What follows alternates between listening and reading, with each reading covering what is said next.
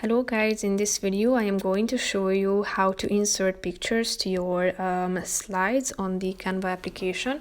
But first I just want to mention, don't forget to subscribe to my channel, because at 10,000 subscribers I am going to show you my whole YouTube revenue statistics and growth strategy, how to make money online. So let's jump into it. First of all, open the app on your phone. After that, select the project you want to edit.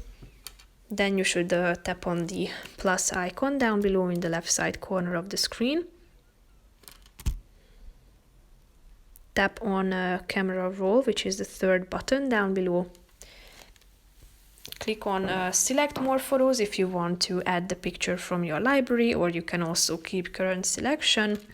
And tap on the image you want to use, but you can also use your camera and take a picture with your phone, and then insert that one. Click on use photo down below, and here it will be inserted in a few seconds, so feel free to position it within the screen.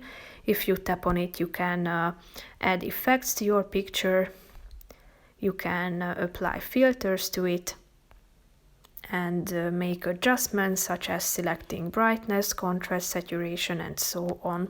You can also crop it, flip it, add animation, and so on. So that's pretty much it for this video, guys. See you in the next one. Bye bye.